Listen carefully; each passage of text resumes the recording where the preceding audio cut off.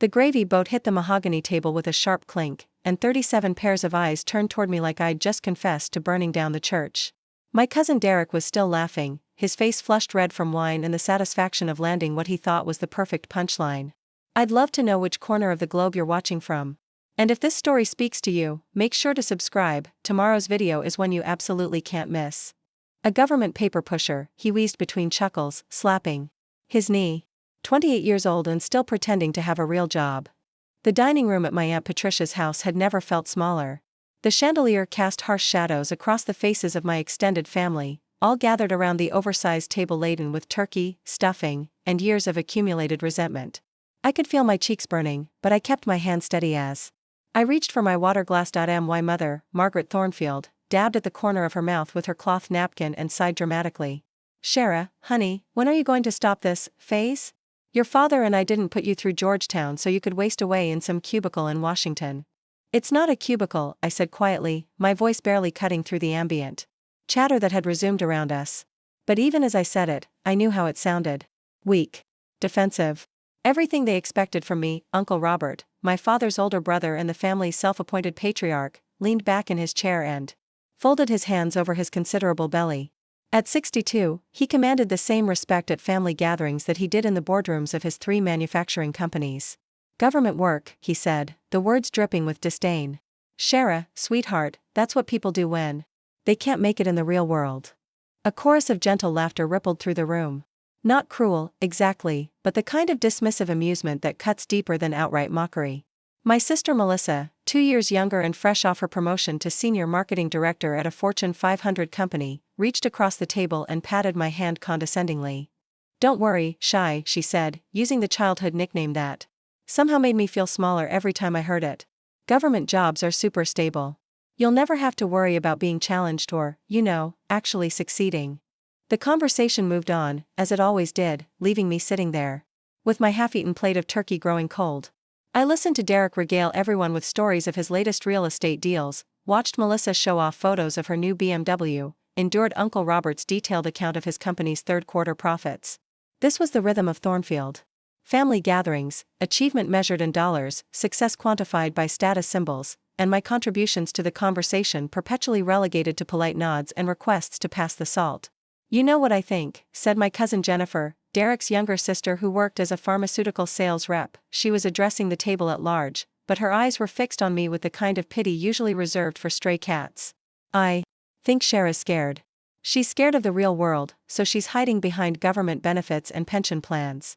"That's not," I started, but my father, David Thornfield, cut me off with a wave of his hand. "Jennifer's not wrong," he said, his tone carrying the same disappointed cadence I'd heard throughout my childhood. "When I was your age, I was already building my practice. Real patience, real responsibility, real money. This government thing, it's just extended adolescence." My father was a successful orthodontist with 3 offices across Northern Virginia. My mother ran a boutique interior design firm that catered to the Washington elite. They lived in a 7-bedroom colonial in McLean, drove matching Mercedes-Benz sedans, and measured their parenting success by how often they could name drop their children's achievements at country club dinners, except they never mentioned me. "The thing is," continued Uncle Robert, warming to his favorite topic, "government work attracts a certain type of person. People who don't want to take risks, people who are afraid of real competition. It's like intellectual welfare." The room erupted in laughter again, and I felt something cold and familiar settle in my chest. I'd been coming to these gatherings for 28 years, and the script never changed. Derek would talk about money. Melissa would showcase her latest acquisition. The uncles would pontificate about business. The aunts would discuss their charity work and home renovations. And I would sit there, quietly taking their barely concealed contempt, pretending it didn't matter.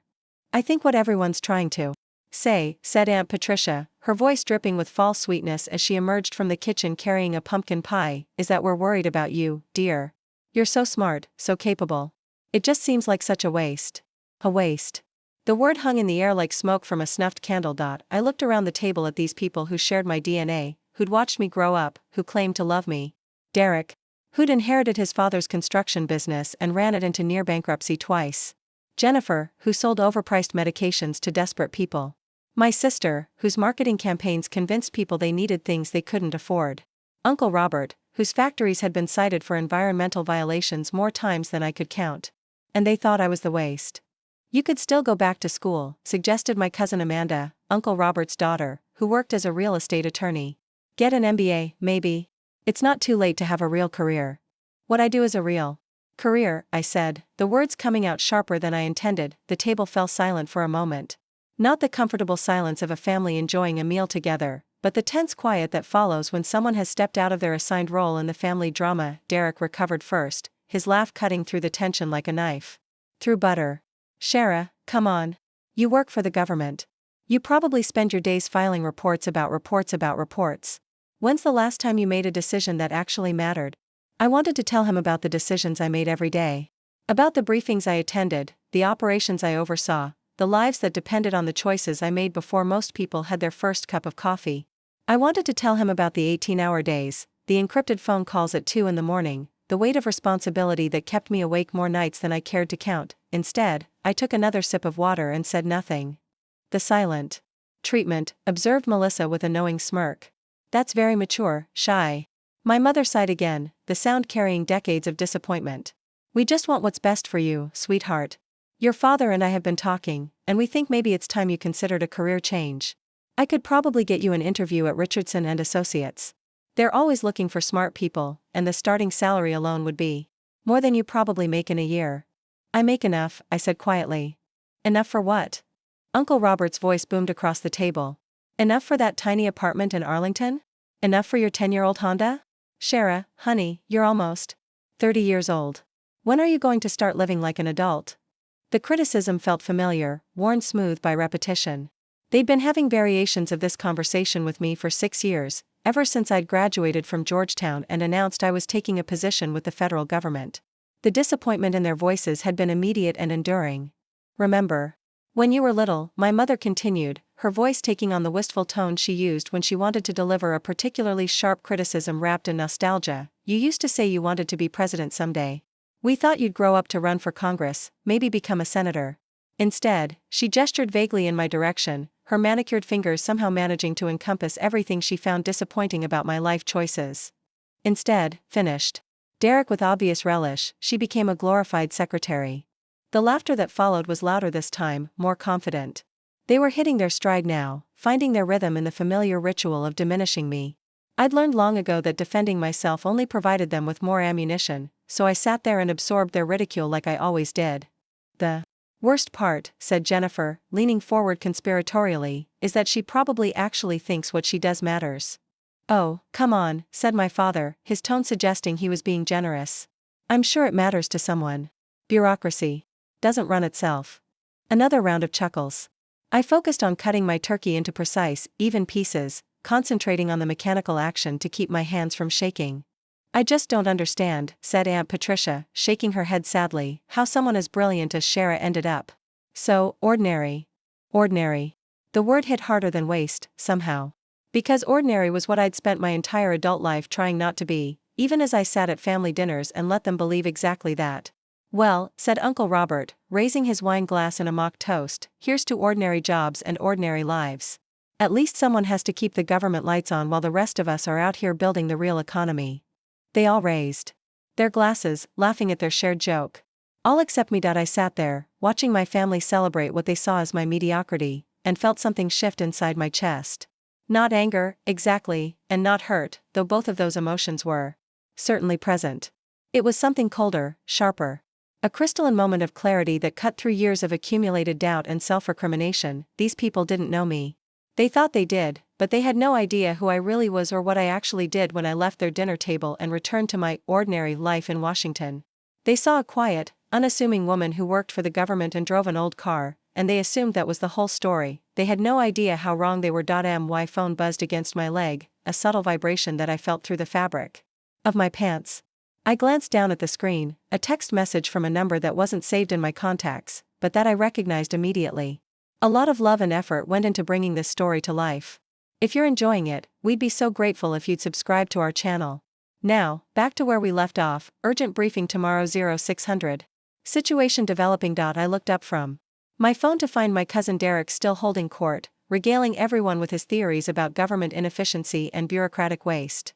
His voice seemed to come from very far away, like I was hearing him through water. Tomorrow morning, while Derek was probably sleeping off his wine hangover, I would be sitting in a secure conference room making decisions that would affect international relations. While my sister was checking her Instagram notifications, I would be reviewing intelligence reports that could prevent attacks on American soil. While Uncle Robert was reading the financial pages over his morning coffee, I would be coordinating operations that he would never hear about on the evening news. But tonight, I was just Shara. The disappointment. The underachiever. The one who'd chosen the safe, boring path. Earth to Shara, said Melissa, waving her hand in front of my face. Derek asked you a question. I looked up to find everyone staring at me again, their faces wearing expressions of patient amusement, like adults waiting for a child to catch up to the conversation. Sorry, I said. What was the question? Derek grinned, clearly pleased to have caught me not paying attention. I asked if you've given any thought to what you're going to do when the government finally realizes they don't need an entire department of whatever it is you do. I mean, added Jennifer, they're always talking about cutting spending. Jobs like yours are probably first on the chopping block. I felt my phone buzz again. Another message. Another reminder of a world that existed beyond this dining room, beyond their narrow understanding of what constituted meaningful work. I'm not worried, I said simply. Uncle Robert laughed, the sound rich with condescension. Well, that's the beauty of government work, isn't it? No accountability, no pressure to perform. Why would you be worried? Why indeed? I looked around the table one more time, memorizing their faces, their expressions of smug satisfaction. Tomorrow, everything will change. Not for them, they would go back to their lives, their businesses, their comfortable certainty that they understood how the world worked. But for me, tomorrow would mark the end of being ordinary. They just didn't know it yet. The apple pie arrived with fanfare, as everything did in Aunt Patricia's house. She swept into the dining room carrying the dessert like a trophy, the golden crust gleaming under the chandelier light. The conversation had moved on from my career failures to Derek's upcoming vacation to the Bahamas, but I could still feel the residual smugness hanging in the air like expensive perfume.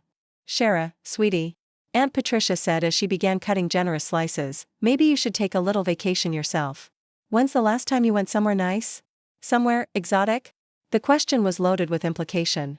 When was the last time something worth bragging about? When was the last time I spent money in a way that impressed people? When had I last lived a life worthy of discussion at family gatherings? I travel for work sometimes, I said, accepting the plate she handed me. Uncle Robert perked up at this, his businessman's instinct sensing an opportunity to probe deeper into what he clearly saw as my professional inadequacies. Oh? Where does the government send you? Exciting places like Cleveland? Detroit? The table erupted in knowing chuckles. Even my usually quiet Aunt Linda, Uncle Robert's wife, smiled into her napkin.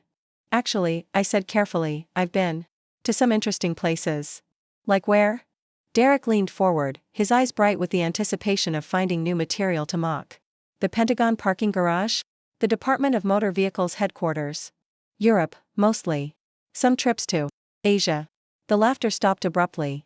My family wasn't accustomed to me offering information that might sound impressive, and they seemed momentarily unsure how to respond. My father recovered first, his orthodontist's training in managing difficult conversations kicking in. Well, that's nice, honey. Business trips can be educational. Though I imagine government travel isn't quite the same as, say, the kind of trips your Uncle Robert takes for his clients. Uncle Robert beamed, clearly pleased to have the conversation redirected back to his accomplishments. Just last month, Linda and I were in Monaco for the Reynolds account. 3 days at the Hotel Hermitage, meetings with some of the most influential people in international shipping. The kind of networking that actually builds something.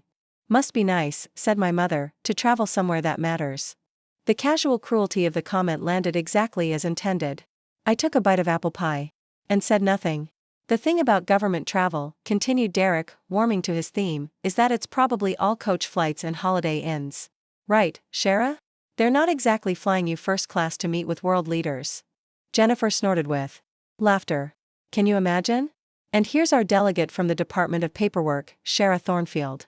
Department of whatever she does, added Melissa, earning another round of appreciative chuckles. I felt my phone buzz again against my leg. Without looking, I knew it was another message, another reminder that somewhere beyond this dining room, people were depending on decisions I would make, operations I would authorize, intelligence I would analyze. But here, in this room full of people who shared my genetic code, I was just the family disappointment with the boring government job.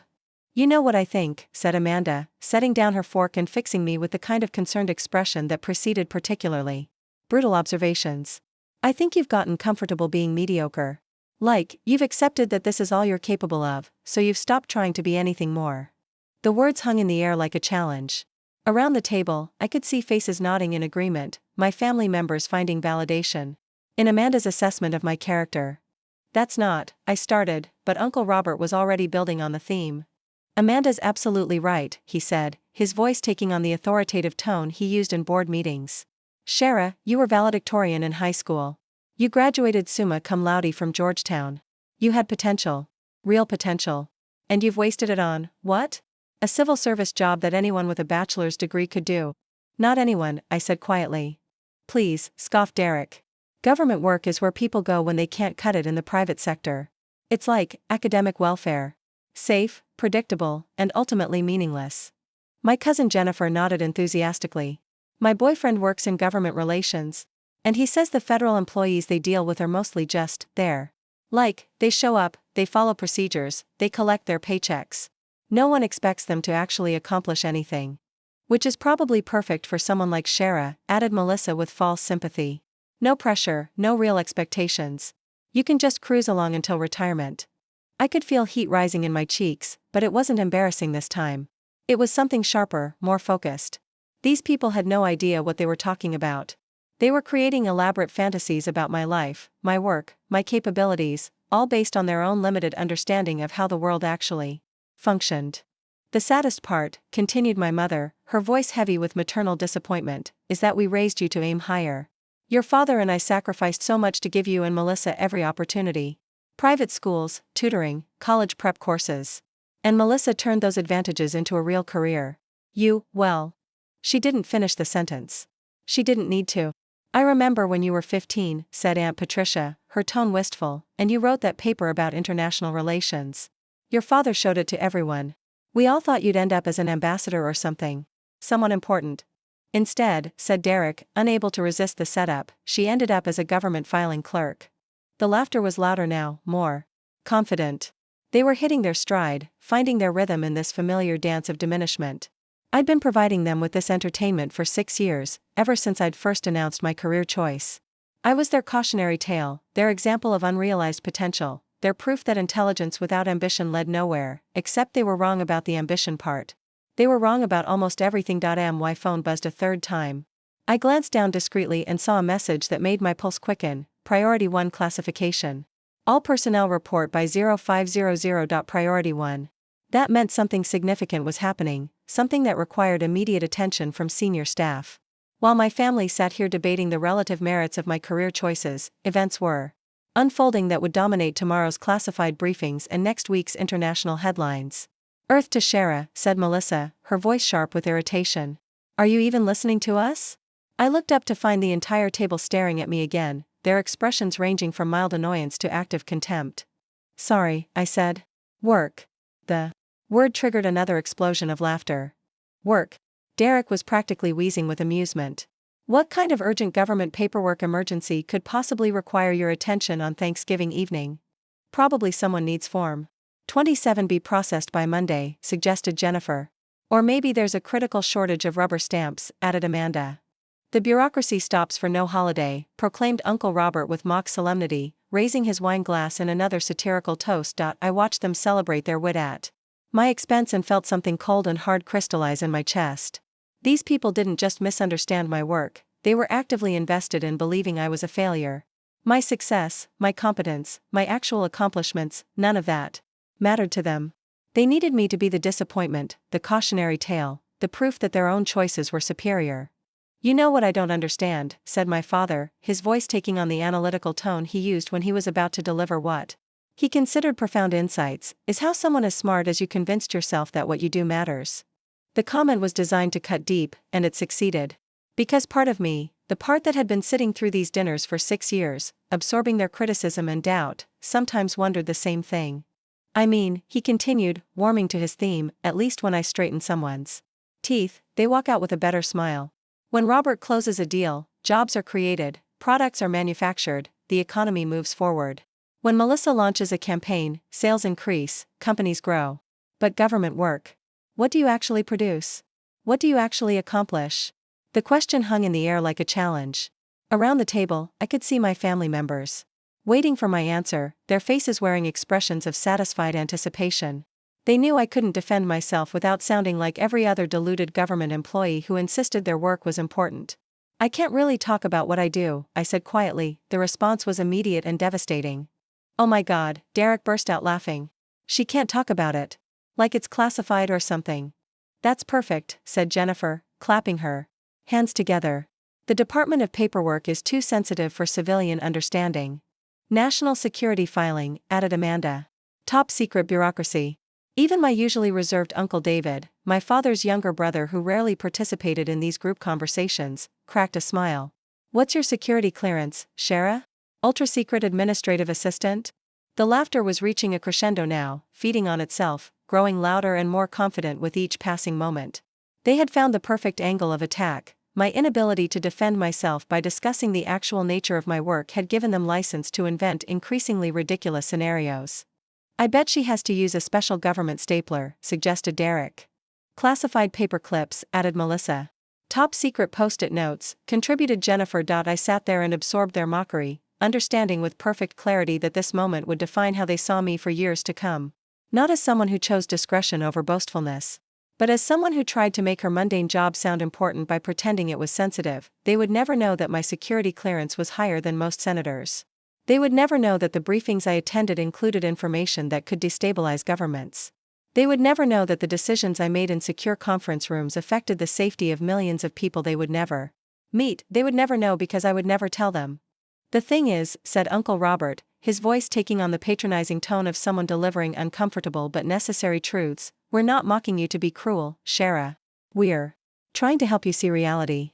You're 28 years old, and you're wasting your life on a job that doesn't matter, in a career that's going nowhere, with people who will never respect or appreciate your talents." "Which, to be fair," added Derek, "they probably shouldn't. Because those talents are being wasted on whatever it is she pretends to do all day." My mother sighed dramatically, the sound carrying the weight of years of accumulated disappointment.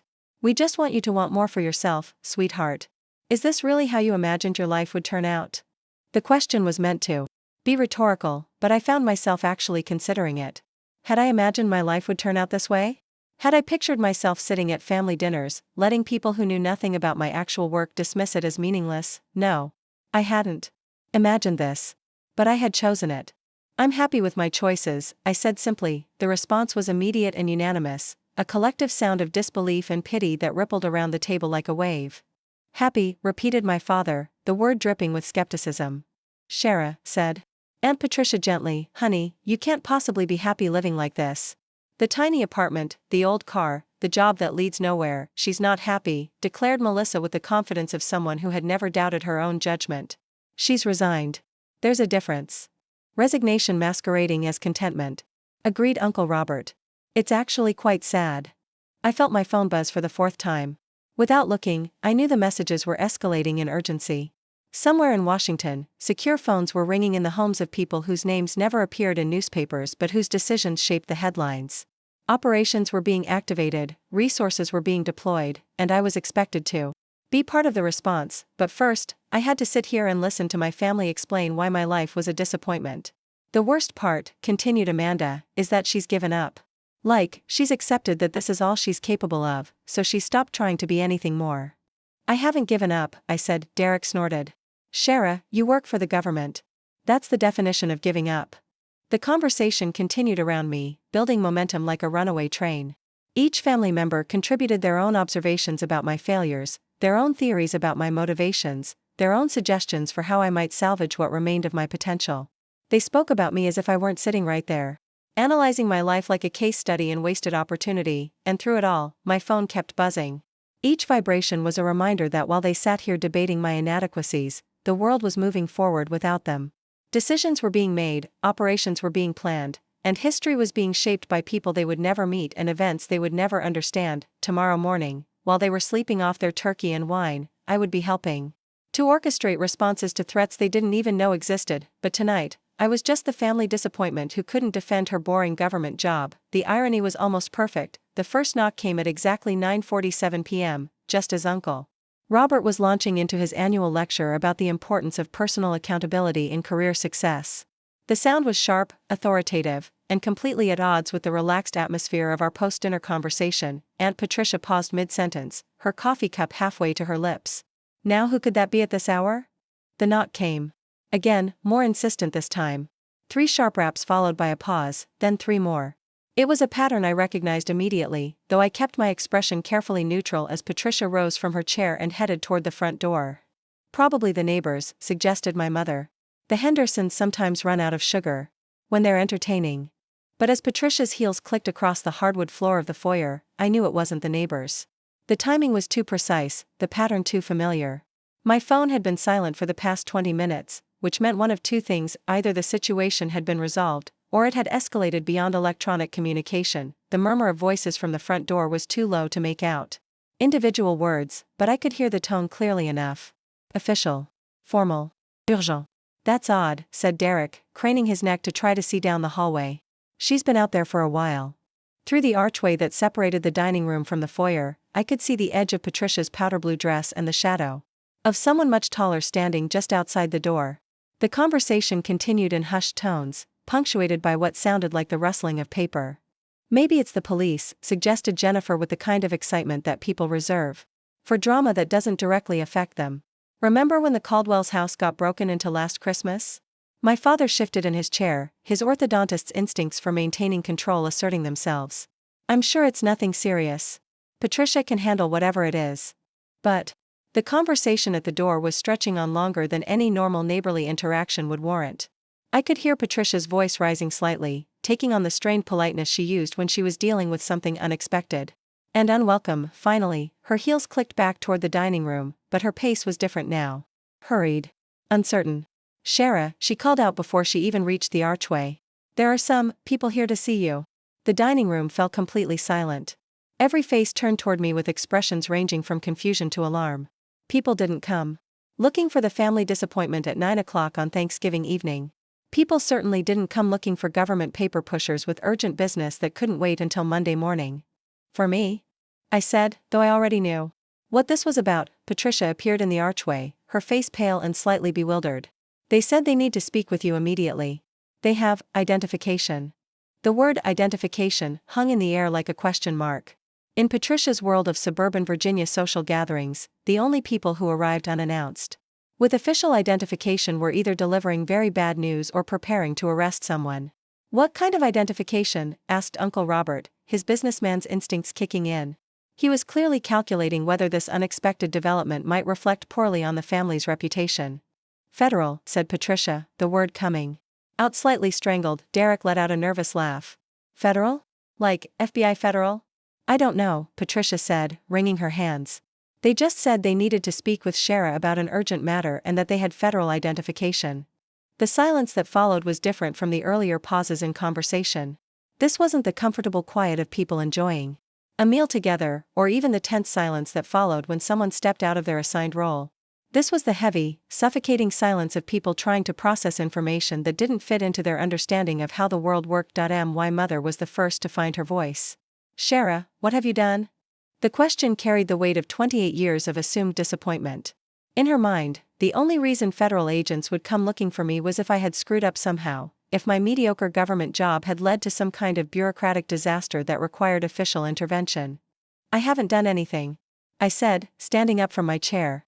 "Excuse me." I walked toward the foyer with measured steps, conscious of the 27 pairs of eyes following my movement. Behind me, I could hear the immediate explosion of whispered speculation. "Do you think she's in trouble? What could she possibly have done? Maybe something with her security clearance?" "I told you government work was dangerous." The front door was still open, and through it I could see 2 figures standing on Patricia's well-manicured front porch. Even in the dim light from the porch lamp, I recognized the bearing immediately. Federal agents had a particular way of standing, alert but relaxed, professional but approachable, ready for anything but hoping for cooperation. The man standing closest to the door was tall and lean, probably in his early 40s, wearing a dark suit that managed to look both expensive and unremarkable. His partner was a woman about the same age, shorter but with the same unmistakable air of competent authority. Neither of them looked like they were here to arrest anyone. "Agent Mitchell," I said, addressing the man. "Agent Rodriguez." The simple acknowledgement of their names caused a visible shift in their posture. They'd been prepared for confusion, questions, possibly even resistance. They hadn't expected immediate recognition. "Director Thornfield," said Agent Mitchell, his voice carrying a note of relief. "We apologize for interrupting your family gathering, but we have a priority alpha situation developing." The word director seemed to echo in the sudden quiet behind me. I didn't need to turn around to know that my entire family had gone completely silent, straining to hear every word of this impossible conversation. "How immediate?" I asked. Agent Rodriguez stepped forward, extending a tablet toward me. "We have confirmation of Operation Nightfall. Full activation within the next 6 hours." I took the tablet and scanned the information displayed on its encrypted screen. Code names, locations, personnel assignments, risk assessments. The kind of data that would be completely meaningless to anyone without the proper security clearance. And utterly fascinating to anyone who understood its implications. "Which means I need to be in Washington," I said, handing the tablet back. "We have a helicopter standing by at Quantico," said Agent Mitchell. "We can have you there in 20 minutes. Behind me, someone made a sound that might have been a gasp. Or a strangled laugh. The idea of helicopters and federal agents and urgent midnight operations was so far outside their understanding of my life that they were struggling to process what they were hearing. "Give me 5 minutes to get my things," I said. Agent Rodriguez nodded. "We'll wait here." I turned back toward the dining room, where I found my entire family frozen in a tableau of shock and confusion. They were all staring at me like I had suddenly sprouted wings or begun speaking in foreign languages. "I have to go," I announced. "Go where?" my mother asked faintly. "Work." The word that had triggered so much mockery earlier in the evening now landed with completely different weight. Work that required helicopters. Work that brought federal agents to suburban dinner parties. Work that used words like priority alpha and director. What just happened?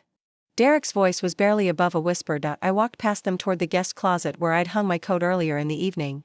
The simple act of retrieving my jacket seemed to break whatever spell had held them in place, because suddenly, everyone was talking at once. "Shara, what's going on? Who were those people? What did they call you? Why do they need you in Washington? Is this some kind of joke?" I pulled on my coat and checked my purse to make sure I had everything I needed. Keys, wallet, the secure phone that I kept separate from my personal device. The kind of preparations that had become automatic over the years, even though my family had never seen them before. "I can't really explain," I said, the same words I'd used earlier when they'd mocked my inability to discuss my work. But now those words carry different implications. Now they suggested classified briefings and national security and the kind of responsibilities that required helicopter transport on Thanksgiving evening. My father stood up from his chair, his face pale and confused. "Shara, we need to understand what's happening here." "No," I said simply. "You don't." It wasn't meant as a cruel response, just a statement of fact. They didn't have the clearance to understand what was happening. They didn't have the background to comprehend the kind of work that required immediate federal response to developing situations. They didn't have access to the world I inhabited when I left their dinner table and returned to Washington. "But they called you," my mother started, then trailed off, apparently unable to complete the sentence. "Director," I finished for her. "Yes, they did." The word hung in the air like a revelation. Director. Not administrative assistant, not paper pusher, not bureaucratic filing clerk. Director. Uncle Robert had finally found his voice, though it came out rougher than usual.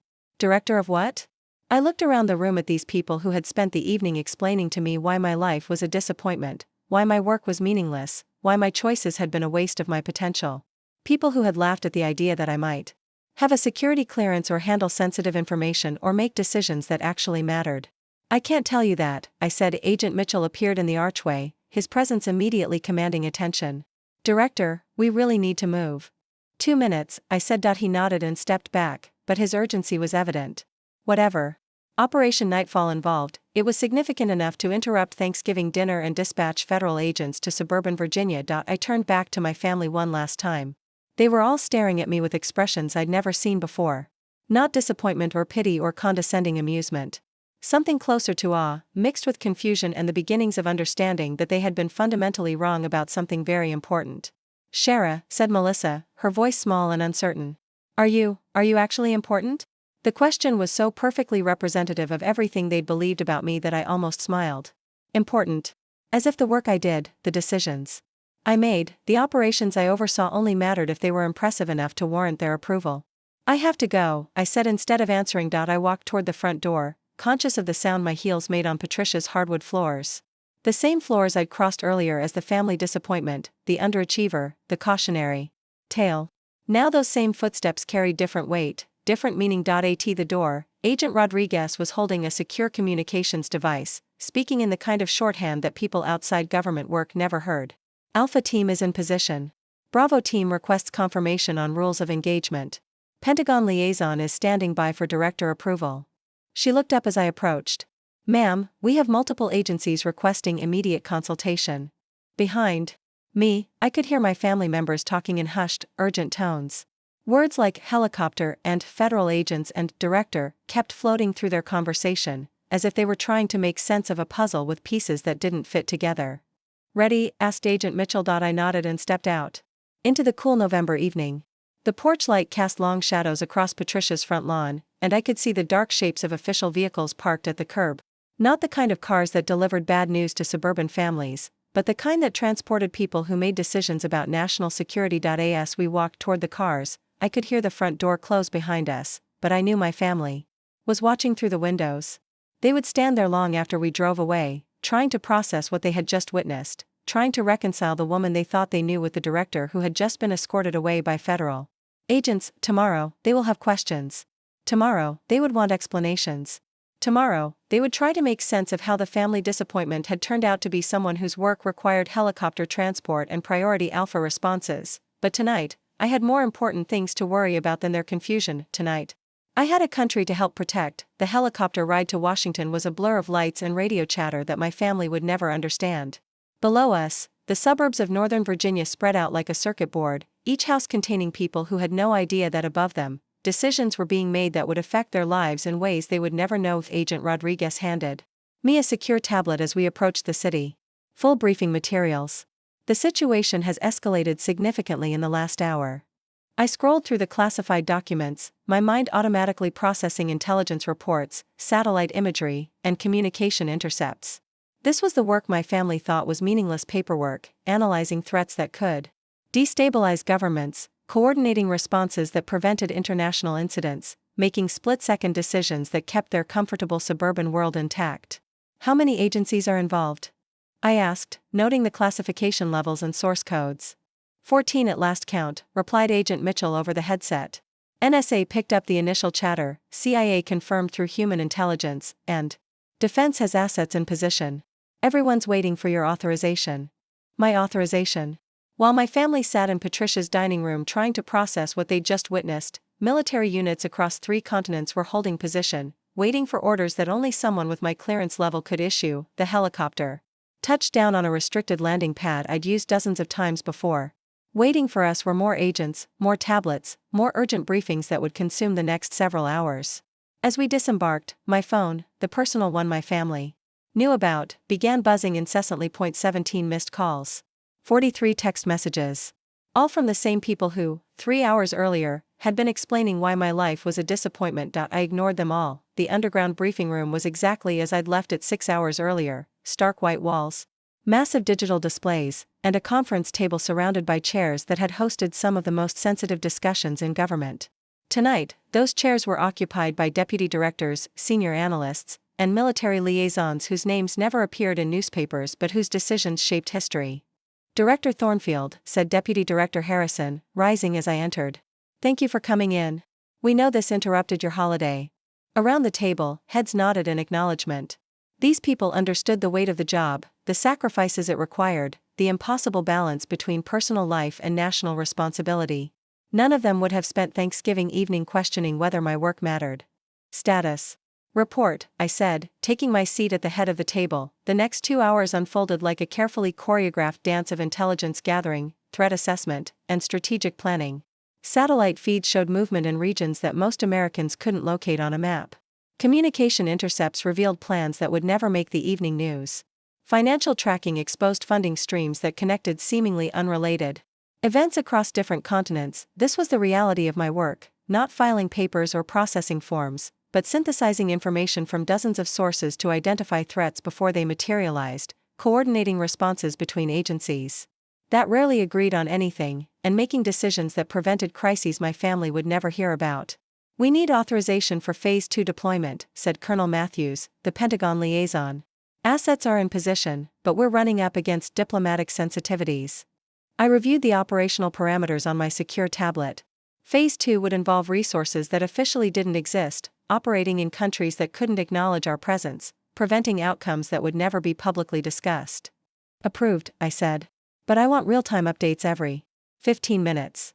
Around the table, people began implementing decisions that would mobilize hundreds of personnel across multiple time zones. Phone calls were made to numbers that didn't appear in any directory. Messages were sent through communication channels that existed only in secure facilities. Orders were transmitted to units whose existence was classified above top secret. My phone buzzed again. Another call from my family, no doubt desperate for explanations that I couldn't provide even if I wanted to. "Ma'am," said Agent Rodriguez, appearing at my elbow with another tablet. "We're getting inquiries about your security status." I looked at the screen and saw something that made my stomach clench. Someone had been making calls, asking questions, trying to verify information about my employment.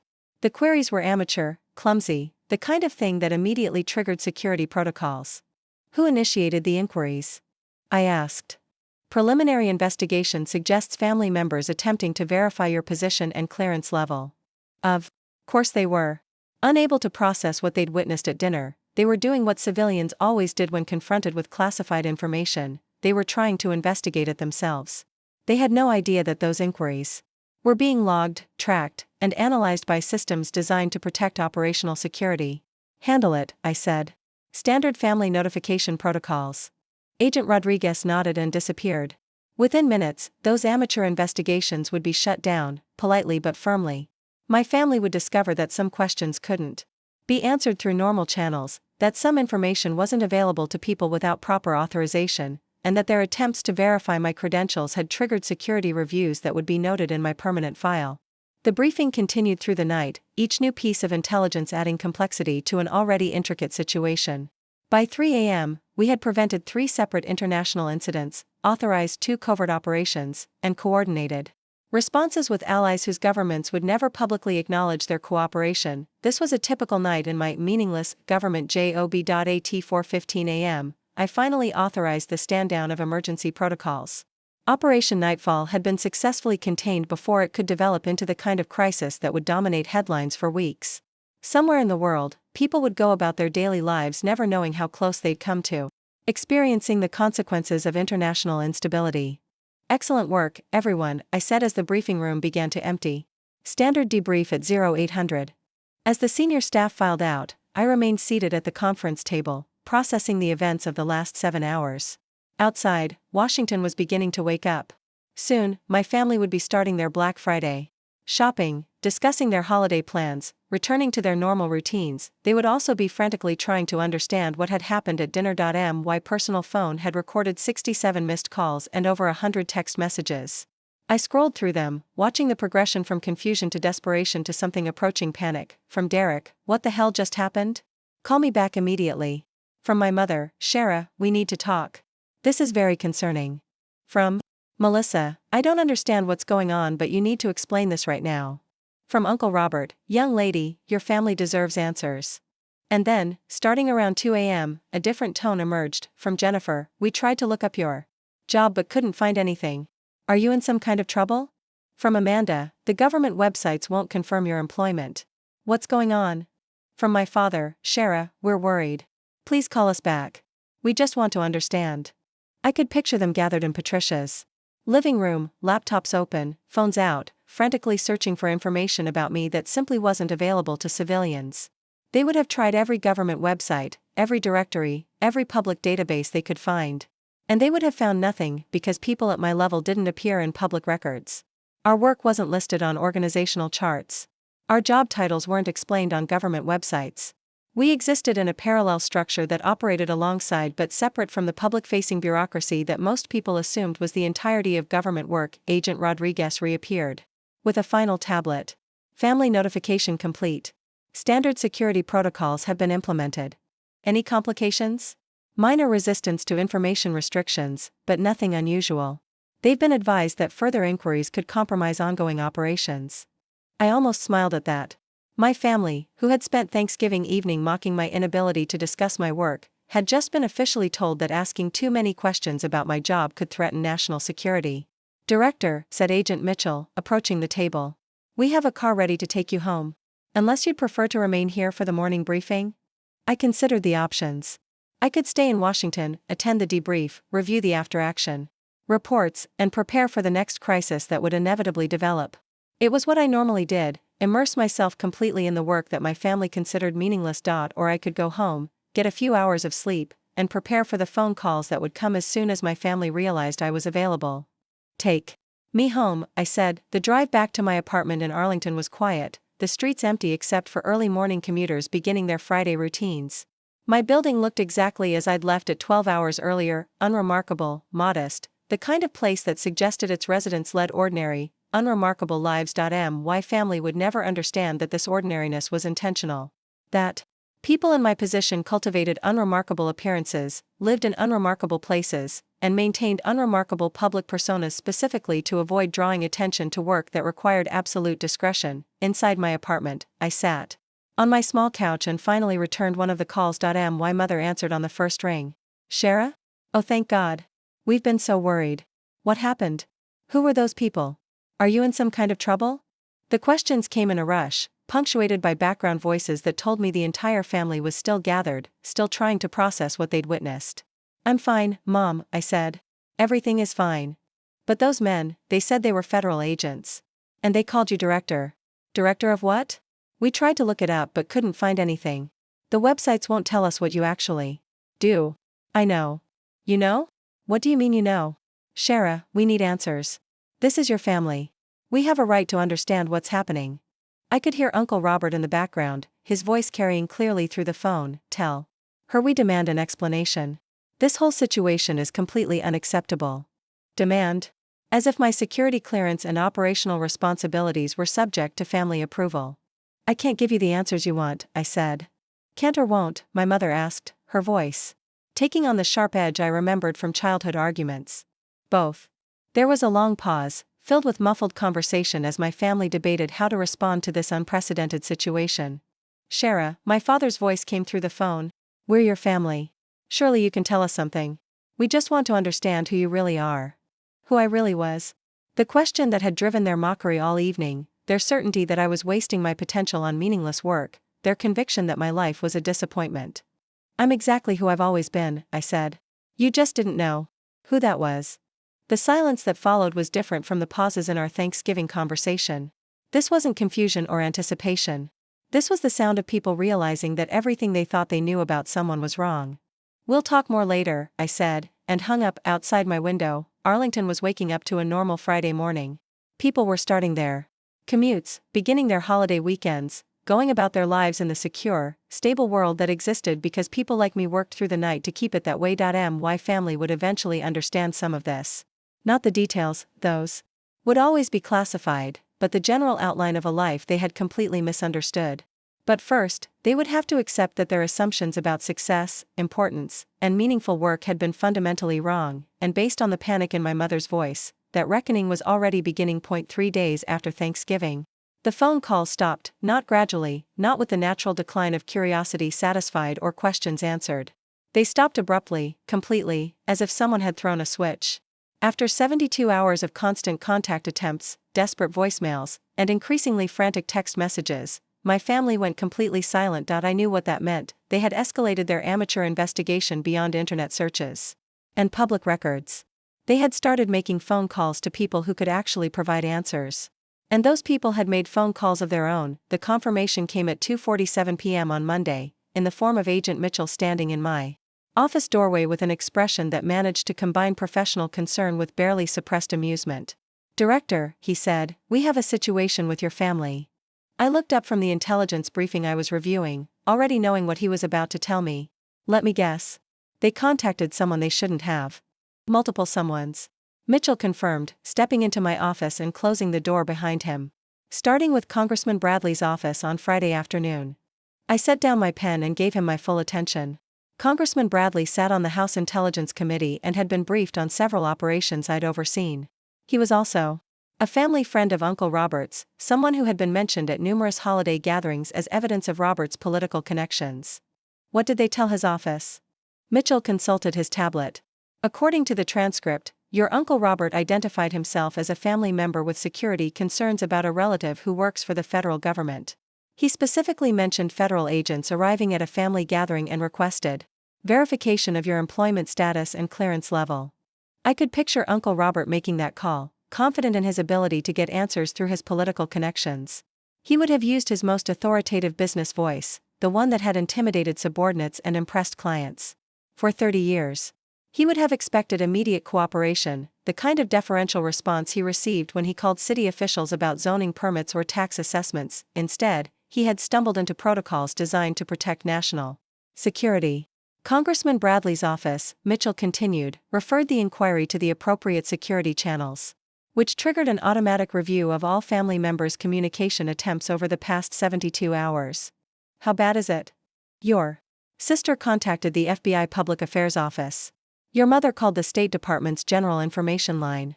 Your cousin Derek somehow got through to a staff member at the Pentagon. And your father? Mitchell paused, consulting his tablet. Again. Your father called the White House switchboard. Despite everything, I almost smiled at that. My father, the methodical orthodontist who approached every problem with systematic precision, had worked his way up the bureaucratic chain until he reached the very top. It was exactly the kind of thorough, logical approach that would have served him well in his dental practice and served him very poorly when applied to classified government operations. The White House? I asked. Apparently he demanded to speak with someone who could explain why his daughter was being impersonated by federal agents. The call was transferred to the Secret Service, who transferred it to the FBI, who transferred it to us. Each transfer would have created another paper trail, another flag in the security system, another reason for my family's inquiries to receive increasingly serious attention. What had started as concerned relatives asking innocent questions had escalated into a full security review involving multiple agencies. Where do we stand now? Mitchell's expression grew more serious. As of this morning, your entire immediate family is on a watch list. Not because they're considered threats, but because their persistent attempts to investigate classified information have triggered protective protocols. I leaned back in my chair, processing the implications. My family's desperate need for answers had accomplished something that 6 years of casual family dinners hadn't. It had brought them to the attention of the very security apparatus they'd been trying to circumvent. They're being monitored passively. Phone records, internet activity, financial transactions. Standard protocols for civilians who've made inquiries about classified operations. The monitoring will continue until the security review is complete.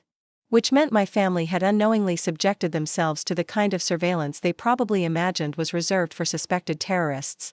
Their phone calls were being logged, their internet searches were being tracked, their credit card purchases were being analyzed for patterns that might indicate further attempts to compromise operational security, all because they couldn't accept that their family disappointment might actually be competent at something. There's more, Mitchell said. This morning, your Uncle Robert retained a private investigator. That stopped me cold. He did what? Licensed PI named Marcus Webb.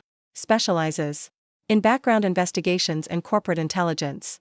Your uncle hired him to investigate your employment history and verify your government position. I stared at Mitchell, temporarily speechless. Uncle Robert, the man who had spent Thanksgiving evening explaining why my work was meaningless, had now hired a professional investigator to prove that my work was somehow fraudulent.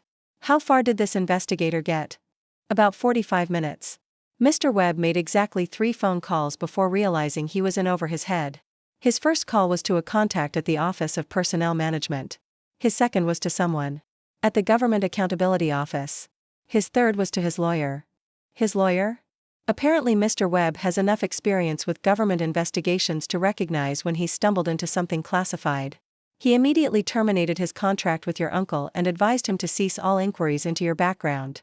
I could imagine that conversation.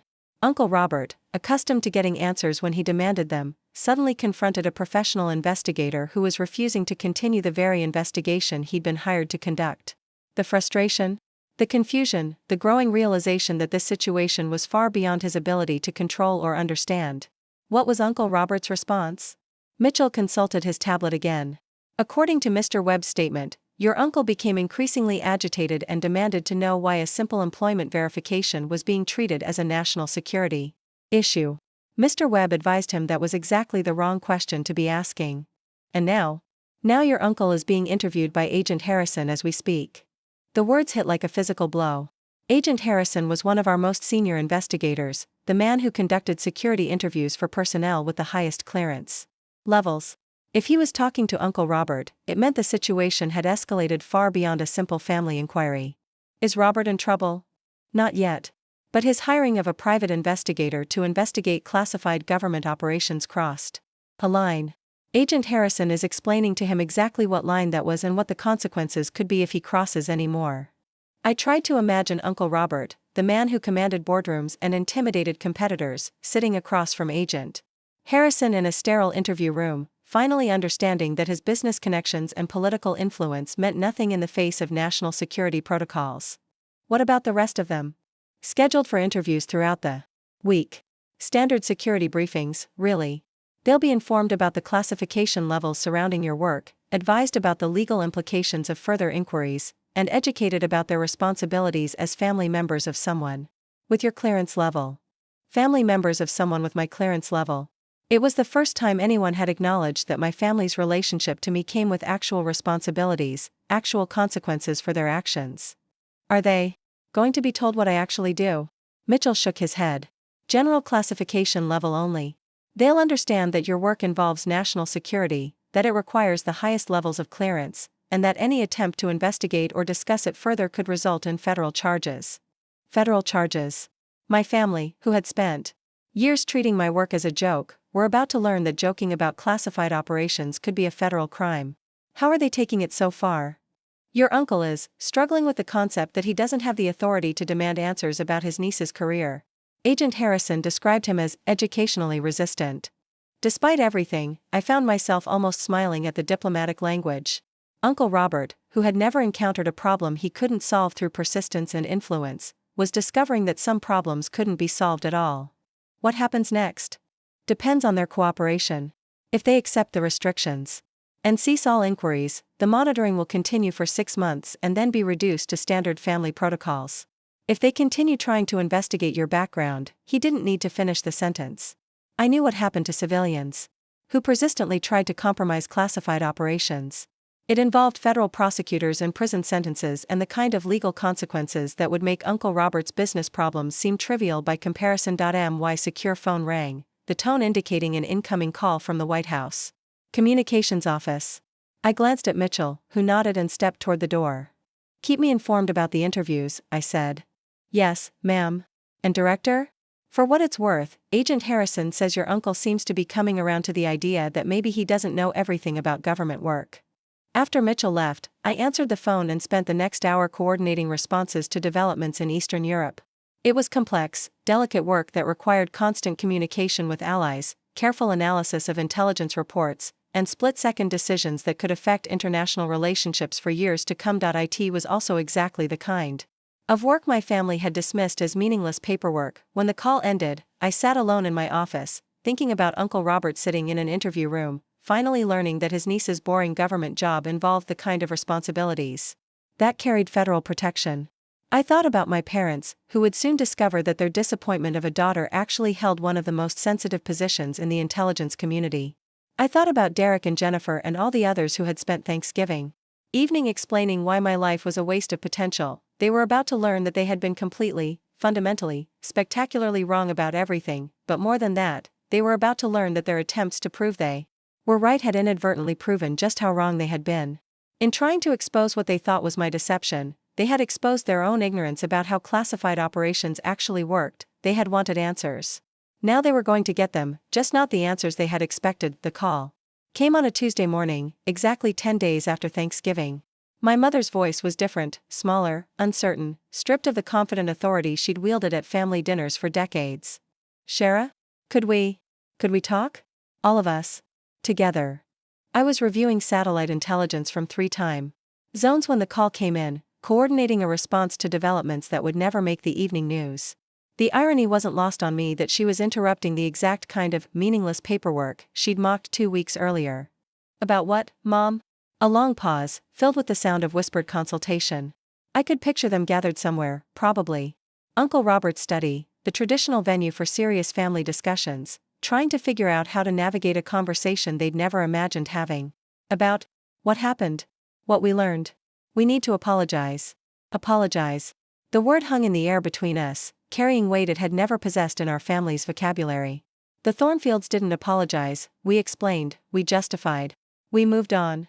Actual apologies required acknowledging mistakes, and acknowledging mistakes required admitting we'd been wrong about something fundamental. I'm listening, I said. Could you come over? To Robert's house? We're all here, and we think this conversation should happen in person. Uncle Robert's house. The same place where family financial decisions were made, where business strategies were discussed, where the family hierarchy was reinforced through elaborate social rituals. Now it would be the site of a very different kind of family meeting. When? Now? If you can. We know you're busy with your work. Your real work. The emphasis on real told me everything I needed to know about what the past 10 days had been like for them.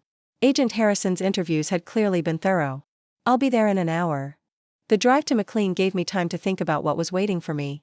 These people had spent decades defining themselves in opposition to government work, dismissing it as the refuge of people who couldn't succeed in the real world. Now they were learning that the real world was far more complex than their suburban understanding had allowed. Uncle Robert's house looked exactly the same as it had for the past 15 years, imposing colonial architecture, perfectly manicured lawn, circular driveway designed to impress visitors with the owner's success. But as I pulled up to the front entrance, I noticed something different. The usual collection of luxury cars that typically filled the driveway during family gatherings was absent. Only 3 vehicles, Uncle Robert's BMW, my parents' Mercedes, and Melissa's car.no Derek. No Jennifer. No Amanda. No extended family members who usually attended these kinds of gatherings, just the core group who had been present at Thanksgiving dinner. Uncle Robert answered the door himself, something that would have been unthinkable 2 weeks earlier.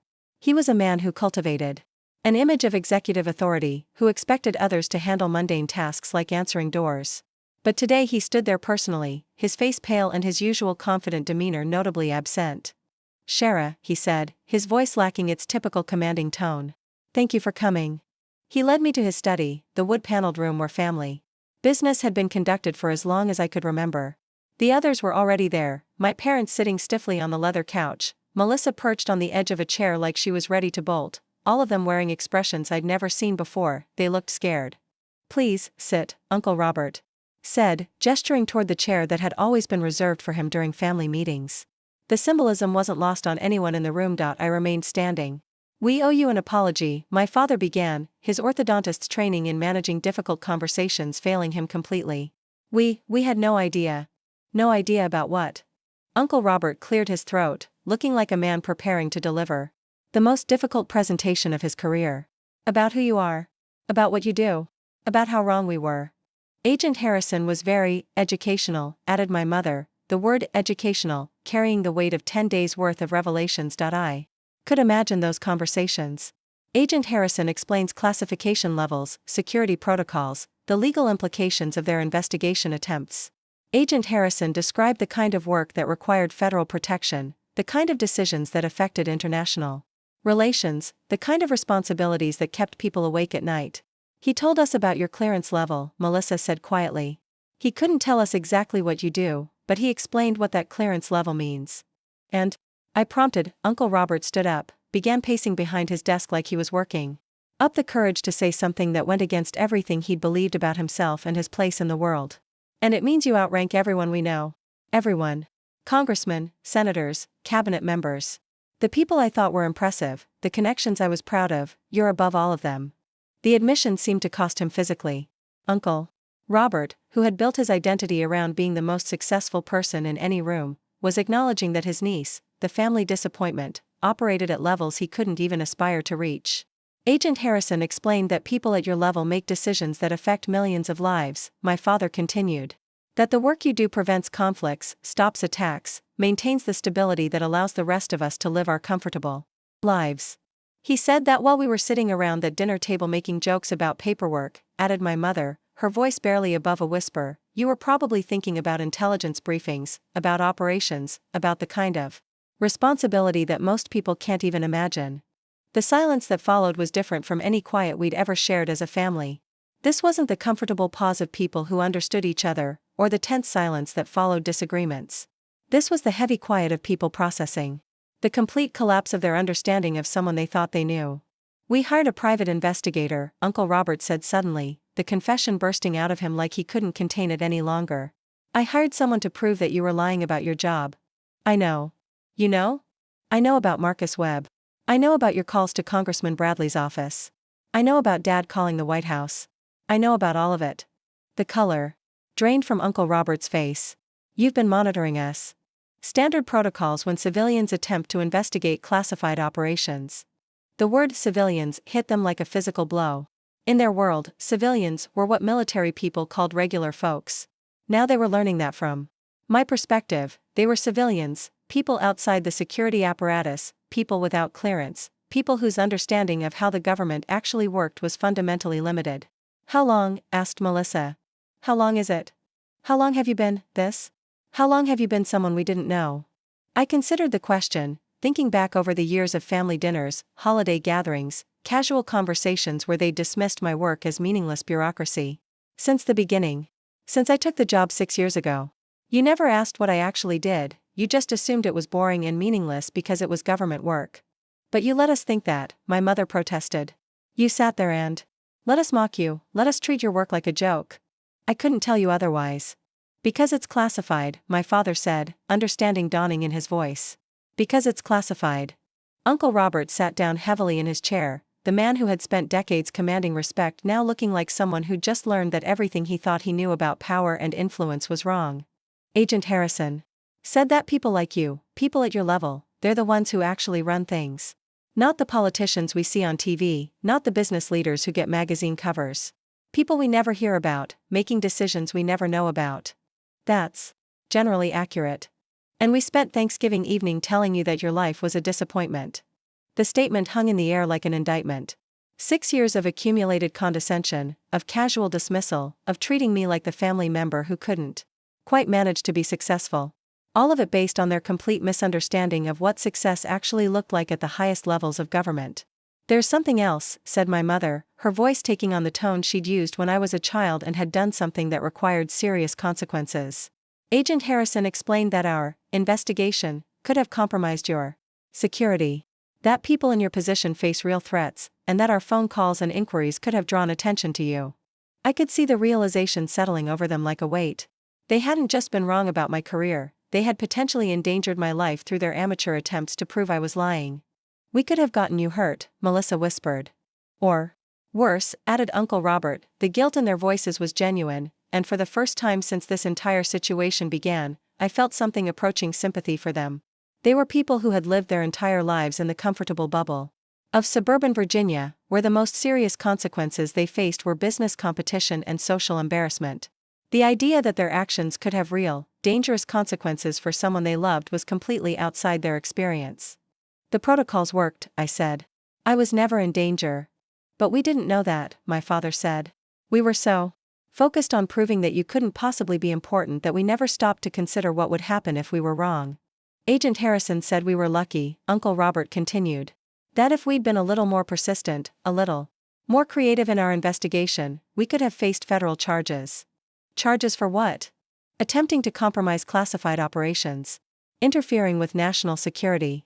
He had a whole list. I could imagine that conversation.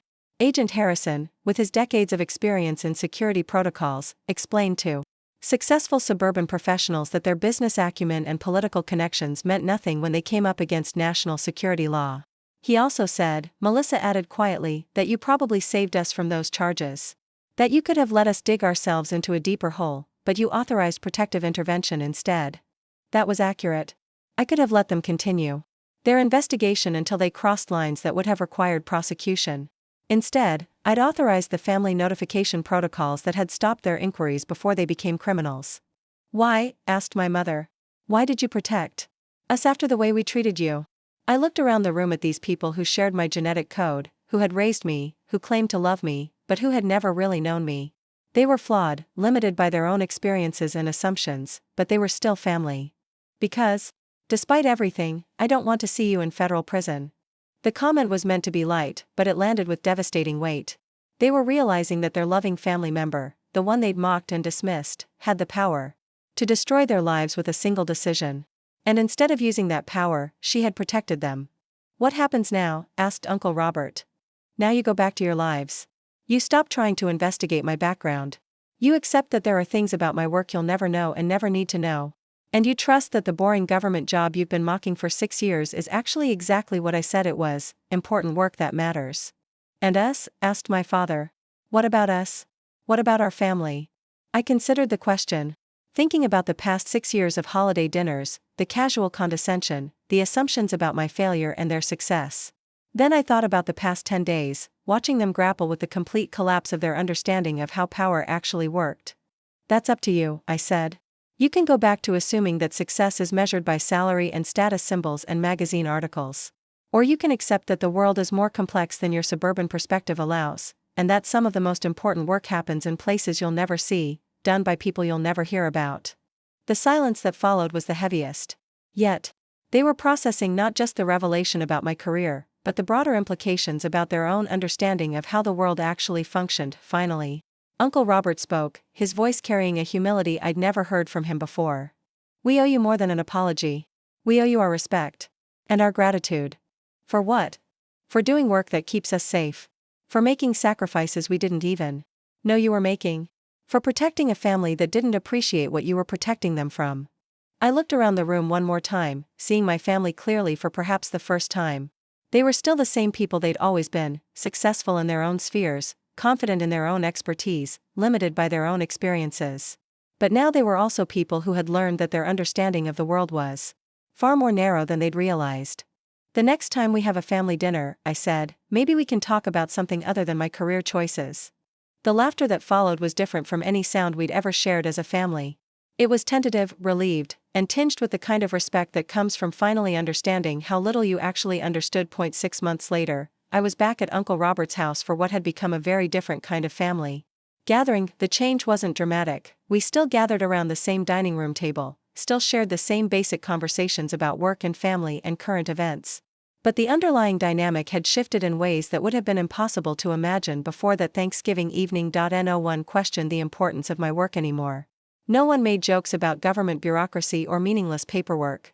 When my phone buzzed during dinner, the conversation simply paused while I checked to see if it was urgent, then resumed without commentary or mockery. They had learned to live with the mystery of my actual responsibilities, accepting that some questions couldn't be answered and some work couldn't be discussed. It was a level of respect they'd never shown before, earned not through explanations or justifications, but through their own education about how classified operations actually functioned. How was your trip to Geneva? My mother asked as she passed the roasted vegetables. Productive, I said, which was all I could say about a week of meetings that had prevented an international incident most people would never hear about. That's good, she replied, and meant it.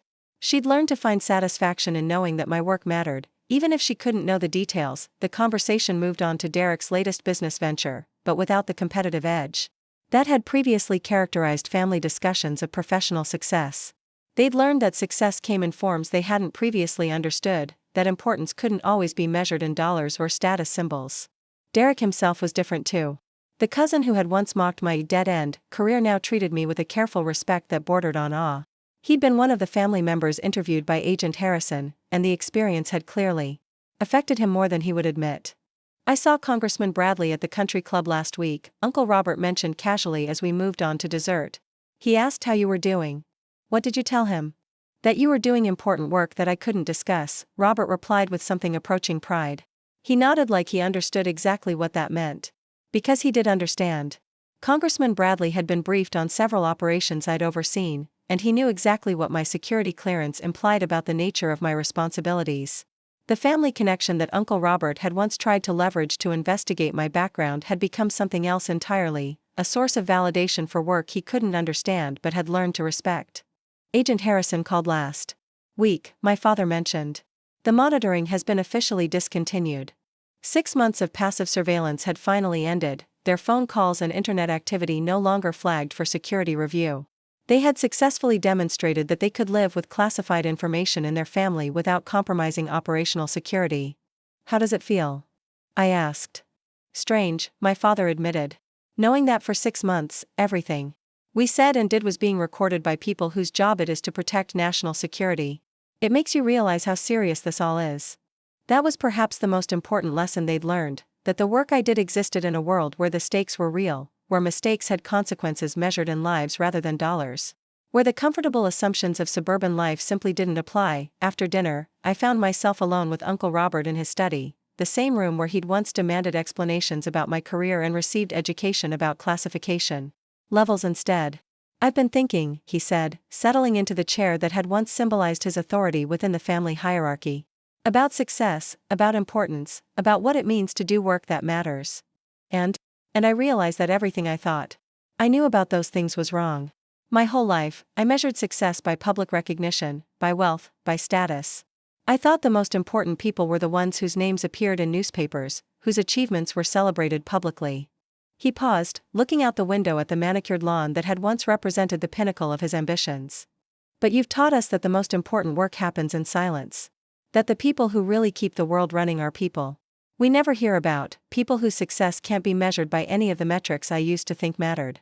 Is that a problem for you?" Uncle Robert considered the question carefully, the same man who had once dismissed government work as intellectual welfare now grappling with the realization that his understanding of intellectual achievement had been fundamentally limited. "It's humbling," he said finally. "And maybe that's not a bad thing. Maybe I needed to learn that there are forms of success that exist beyond my ability to understand or appreciate them."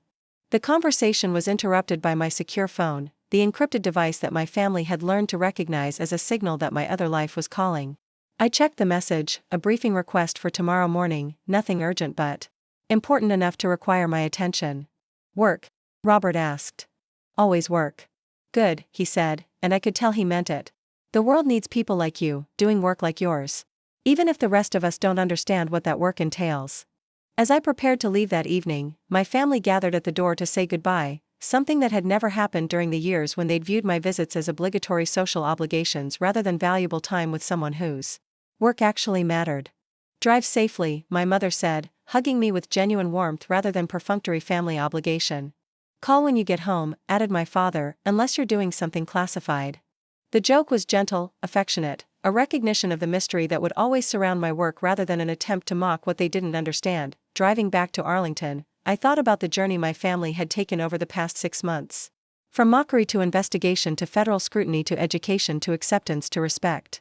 They had learned that their assumptions about government work, about success, about the relative importance of different careers, had been completely wrong, but more than that, they had learned something about the complexity of the world they lived in, about the infrastructure of security and stability that allowed their comfortable suburban lives to exist. They had learned that behind the public face of government, the politicians and press conferences and policy debates, there was another layer of work, done by people whose names never appeared in newspapers but whose decisions shaped the world. In ways that mattered more than quarterly profits or real estate deals. They had learned, in other words, to see beyond their own limited perspective and appreciate forms of success and importance that existed outside their previous understanding, and I had learned something too.